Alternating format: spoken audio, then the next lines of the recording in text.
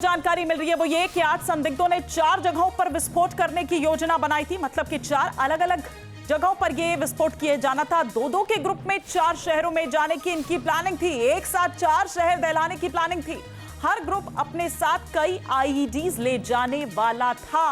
ये सूत्रों के मुताबिक जानकारी मिल रही है कि किस तरह से अलग अलग ग्रुप्स इन्होंने बनाए हुए थे।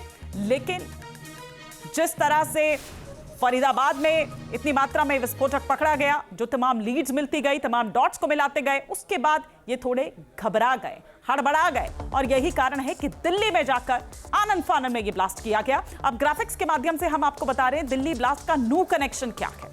मुजम्मिल, अदील, उमर, शाहीन ने 20 लाख रुपया कैश जुटाया। 20 लाख रुपया डॉक्टर उमर को सौंपे गए।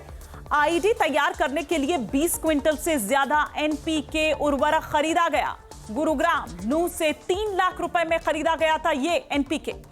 अब इसके अलावा अगर बात करें तो 20 क्विंटल से ज्यादा एनपीके उर्वरक खरीदा गया, जो जानकारी मिल रही है। उमर ने सिग्नल ऐप पर 2 से 4 सदस्यों वाला एक जो ग्रुप है वो बनाया था। विशाल पांडे हमारे सहयोगी इस वक्त और विस्तार से जानकारी के साथ जुड़ चुके हैं। तो विशाल, आप धीरे धीरे कर तमाम वो जानकारियां सामने निकल कर आ रही है कि एक नहीं, यानी कि सिर्फ दिल्ली नहीं बल्कि 4 अलग अलग एक साथ 4 शहरों को दहलाने की एक साथ साजिश थी। बिल्कुल, देखिए और आपको बता दें कि जो मुख्य इस पूरे घटनाक्रम में संदिग्ध आतंकी किरदार हैं, चाहे हम डॉक्टर मुजम्मिल की बात कर लें, डॉक्टर आदिल की बात करें या फिर शाहीन या उमर की बात कर लें, इन सभी ने मिलकर जो करीब 20 लाख रुपए कैश अपने पास जुटाया था और उसके बाद उसमें से कुछ पैसों से करीब 3 लाख रुपए के आसपास से 20 क्विंटल से ज्यादा जो है एनपीके उर्वरक खरीदा था नू और उसके आसपास इलाकों से।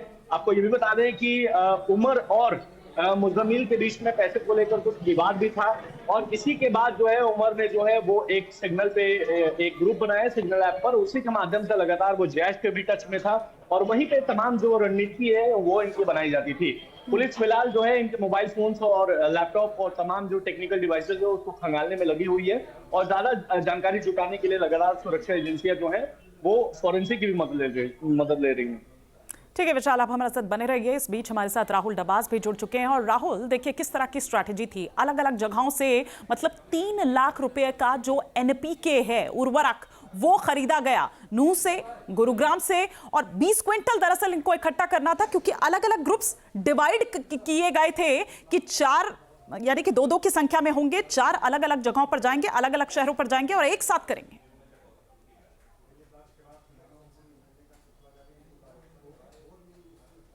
निश्चित तौर से बहुत ही बड़ी साजिश थी। इसके लिए 20 लाख रुपए इकट्ठे किए गए। 3 लाख का उर्वरक तो केवल नू से खरीदा गया था और उस उर्वरक को रिफाइन करके उम्मीदें की जा रही थी कि अल फतह यूनिवर्सिटी की केमिस्ट्री लेबोरेटरी में हो सकता है कि उसमें ही अमोनियम नाइट्रेट बनाया जाए और जिसके जरिए धमाका करने की कोशिश थी। और इसके तार सिर्फ भारत से जुड़े हुए नहीं है, क्योंकि 1 साल पहले जम्मू कश्मीर में शादी होती है जहाँ पे व्हाइट कॉलर वाले जो पूरा मॉड्यूल है, डॉक्टर मॉड्यूल है, वो एक शादी में 1 साल होता है। उससे पहले 2022 टर्की की राजधानी अंकारा में अकासा से ये लोग मिलते हैं और वहां भी एन्क्रिप्टेड मैसेज के जरिए, सेक्शन एप्लीकेशन के जरिए आपस में बातचीत की जाती है।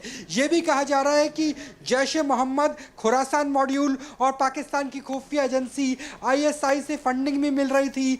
टेरर नेटवर्क के लिए पूरा जाल भी बिछाया जा रहा था। और अगर अल शफा यूनिवर्सिटी की बात करें, 1997 में पहली बार एक शैक्षणिक संस्थान के तौर पर रजिस्टर होती है, जबकि 2 मई 2014 में यूनिवर्सिटी बनती है। उसकी फंडिंग भी खाड़ी देशों से आ रही थी। तो कई देशों में फैला हुआ था टेरर का ये बड़ा नेटवर्क, जिसकी वजह से भारत के कई शहरों को टारगेट पर लेने की कोशिश दहलाने की साजिश थी। बिल्कुल राहुल, आप बने रहिए हमारे साथ।